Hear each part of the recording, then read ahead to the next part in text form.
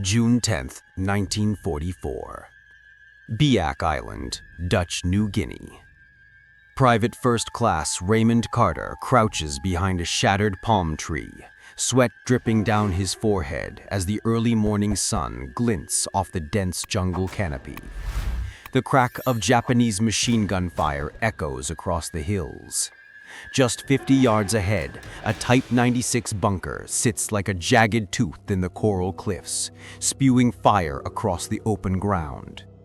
Carter's platoon has been pinned down for 2 hours, and every failed assault leaves more of his comrades dead or wounded. Carter grips his Mk2 fragmentation grenade, pulls the pin, and hurls it toward the firing slit. The grenade hits the coral wall and bounces back. He flattens himself as the shrapnel sprays harmlessly overhead. His heart pounds in his chest, a mix of fear and adrenaline. Around him, the men of Bravo Company whisper prayers, count rounds of ammunition, and stare helplessly at the fortifications they were sent to clear. The Pacific War was a nightmare unlike anything the soldiers trained for. The U.S. Army had prepared for European-style warfare. Trenches, open fields, and predictable enemy lines. But the Japanese had transformed these islands into labyrinthian fortresses. Coral caves, reinforced bunkers, and interlocking firing positions made even small advances deadly. The Mk2 grenades, devastating in open fields, failed almost every time against these hardened positions. Reports from earlier campaigns noted a crushing statistic. Only 1 in 12 grenades successfully entered a bunker. The rest bounced, rolled, or detonated uselessly outside, giving the defenders time to recover and mow down American soldiers attempting another throw. Carter looks at the bunker. He notices the angle of the slit, the way the coral deflects every explosive, and the hopelessness of his platoon's situation. Around him, supply is low. Grenades are rationed to 3 per squad per day. Every failed throw costs lives. And yet something stirs in Carter's mind, a memory from home, tossing hay bales onto the loft, judging distances and arcs instinctively, understanding trajectories without any equations. Physics, learned on a farm in rural Kansas, suddenly makes sense here, amid the chaos and blood. Then, as if fate intervened, he discovers an anomaly in his gear. Mixed in with his standard-issue grenades are 2 M15 white phosphorus grenades, intended for smoke and signaling, not assault. The warnings are clear. Using these grenades offensively could burn friendly troops alive. Carter knows the regulations, he knows the punishment. But as he observes the bunker and counts his wounded friends, he calculates something else. The heavier, more stable M15 could enter the bunker cleanly. The white phosphorus would fill the enclosed space with heat and smoke, neutralizing the enemy without the bounce and fail cycle of Mk2 grenades. His platoon sergeant notices the grenades in his hands. He says, "Carter, those aren't for that. Put them back." Carter replies, "They won't bounce. Trust me." He pulls the pin. The first throw is flawless. The grenade arcs through the humid air, heavier than any Mk2 he has ever thrown, and drops perfectly into the bunker slit. 4 seconds later, a plume of white smoke erupts, engulfing the structure in fire and choking smoke. The machine gun goes silent. Carter doesn't hesitate. He grabs the second grenade, calculates his angle, and throws. Another bunker erupts. His squad watches stunned. The impossible is happening. A private, untrained in engineering or ordnance beyond basic school, is rewriting the rules of assault under fire. By the afternoon, Carter will have cleared 6 bunkers, his platoon advancing hundreds of yards where they had been pinned down for days. The reality hits every officer who sees it. One soldier, using grenades deemed wrong by regulations, is saving lives. Casualty reports, once grim and predictable, show a miraculous shift. And yet, Carter is risking court-martial for disobeying direct orders. In the chaos of Biak, battlefield innovation is often indistinguishable from recklessness, but the results speak for themselves. By evening, the mood in Bravo Company has shifted from despair to cautious hope. Carter's unorthodox use of the M15 grenades has not only neutralized key enemy positions, but has also inspired his fellow soldiers. What had seemed like an impossible advance is now within reach. Word spreads quickly through the platoon. The sergeant, though wary of the regulations, watches Carter with a mix of disbelief and respect. The Japanese soldiers, seasoned defenders of Biak, are shaken. They expected predictable tactics, frontal assaults with grenades that bounced uselessly from coral walls. Now every throw carries a deadly accuracy, an incendiary fury they had never faced before. From the other side of the hill, machine gun nests that had pinned down entire squads for hours fall silent, one after another. The jungle, which had echoed with relentless gunfire all morning, becomes punctuated by sudden eruptions of white phosphorus smoke. Carter moves methodically, scanning every bunker, every slit, every shadow where an enemy could be hiding. His training is minimal, but his instincts are precise. He remembers reading a small manual about grenade trajectory angles back in Kansas, a book he had skimmed for amusement.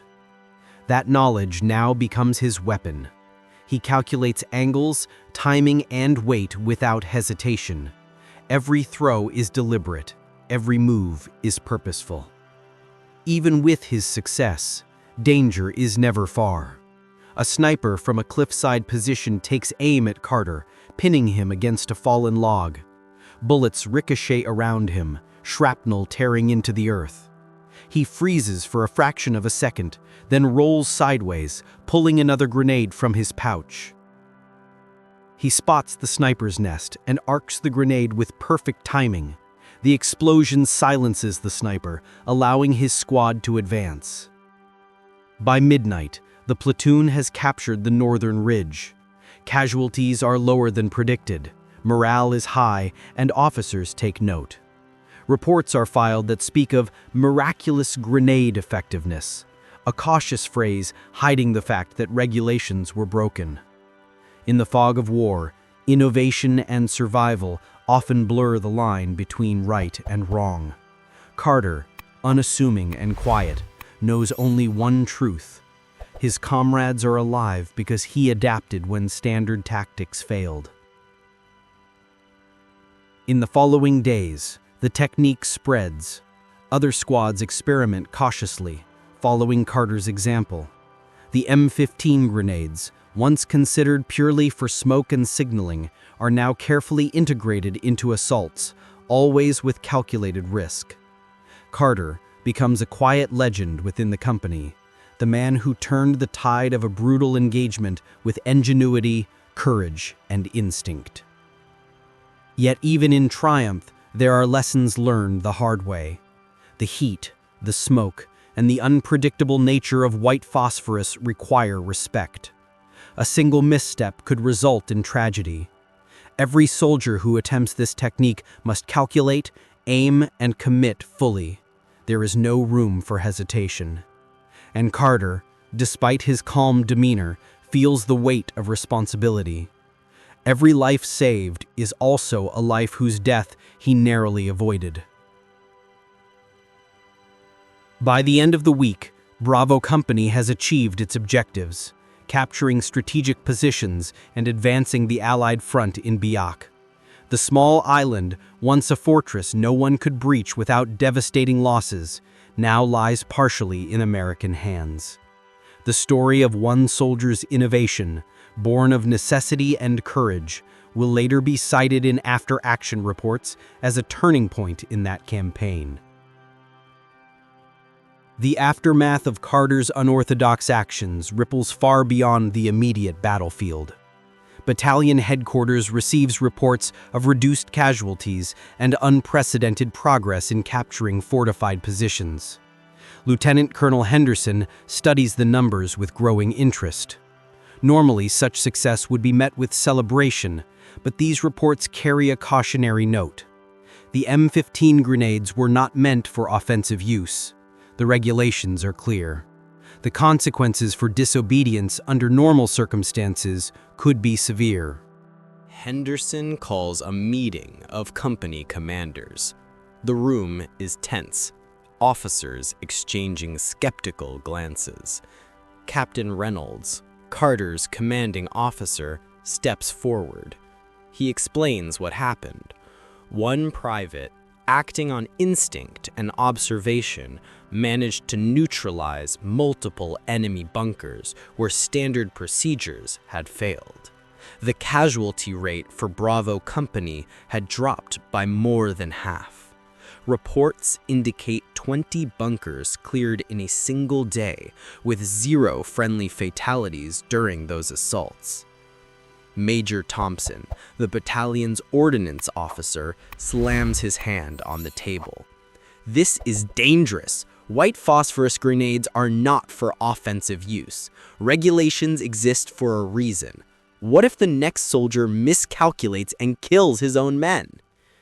His voice echoes through the tent, anger and fear mingling. Henderson listens, weighing both sides. He knows the rules are written to protect soldiers, yet the reality on the ground has proven the rules insufficient. Carter's success is undeniable. He orders a field demonstration.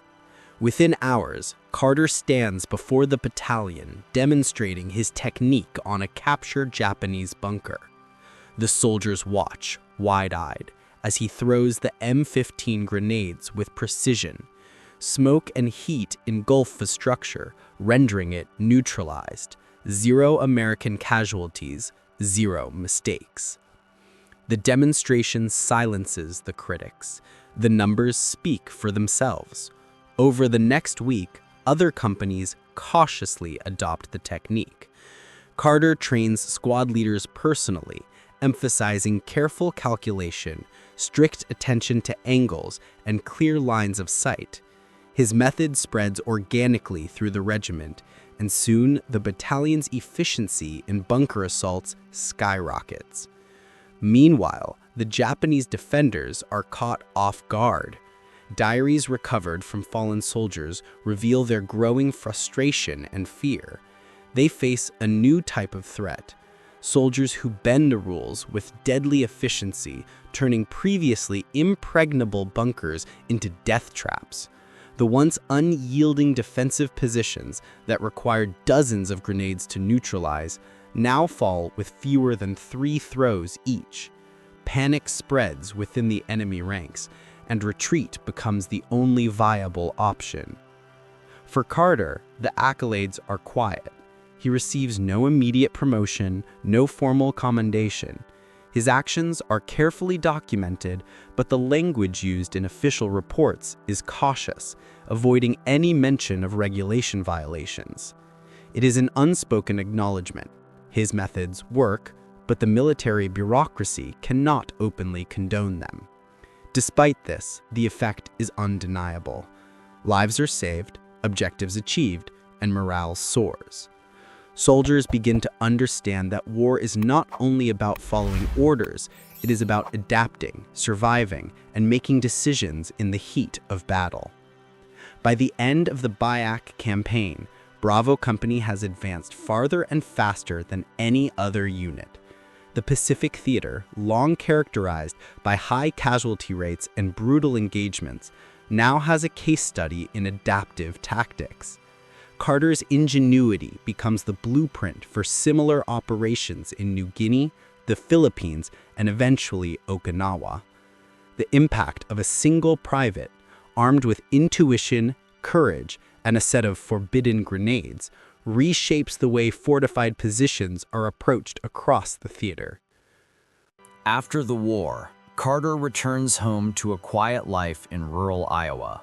He resumes work on the family farm, tending fields and caring for livestock, blending back into the rhythms of small-town America. There are no parades, no headlines, no stories in the papers celebrating his battlefield ingenuity. The M15 grenades remain officially classified as smoke devices, and his unauthorized use remains a footnote in dusty military archives. Yet the men who served under him never forget. Veterans' reunions become the place where the story lives, shared in hushed tones over beer and coffee, where Carter is remembered as the private who challenged regulations and saved hundreds of lives. Official recognition eventually comes, but it is cautious and understated. Carter is awarded the Silver Star for extraordinary bravery and innovation under fire. The citation avoids mention of the violation of military orders, focusing instead on his exceptional courage and tactical insight. The military acknowledges the results, not the rebellion. Yet in the Pacific Theater, his technique quietly changes the way infantry units approach bunkers. Field manuals are updated, subtly including alternative grenade employment methods for fortified positions. The M15, now officially approved for bunker assault, sees production increase exponentially, and soldiers across the Pacific adopt Carter's method without question. The statistical impact is staggering. Before Carter's innovation, clearing a single bunker required an average of 47 fragmentation grenades, with roughly 3 American casualties per bunker. After his technique spreads, the average drops to just over 2 grenades per bunker, and casualties plummet. Lives saved number in the hundreds on a single island alone, and by the end of the war, conservative estimates suggest that thousands of American soldiers owe their survival to one private's daring decision to act against protocol.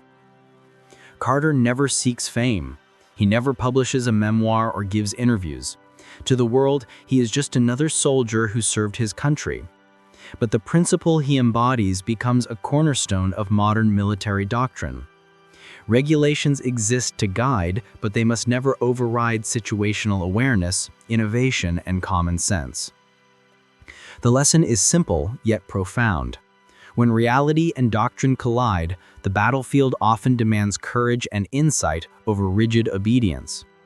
In modern military training, case studies drawn from Carter's actions are used to illustrate the value of adaptive thinking. Soldiers are taught that innovation under fire is not rebellion. It is leadership, initiative, and life-saving decision-making. And though the M15 designation has changed and technology has advanced, the core concept remains the same. One soldier's courage and intuition can change the course of history. Harold Carter dies quietly decades later, a farmhand turned war hero whose story is largely unknown outside the circles of those who lived it. Yet his legacy endures every time a soldier faces a challenge that the manuals cannot anticipate. Every time a decision in the heat of battle demands judgment over instruction. Innovation under fire is a lesson not only for soldiers, but for anyone confronting impossible odds. Sometimes the most important changes come from the unlikeliest of people, those with no authority, no formal training, just clarity of vision and the courage to act. Carter's story reminds us that heroism is not always about medals or recognition. It is about seeing the truth, trusting your judgment, and having the courage to act when every rule seems to forbid it. Thousands of lives were saved because one private asked a simple question: is following the rules more important than saving my friends? And in asking, he redefined what it means to be a soldier.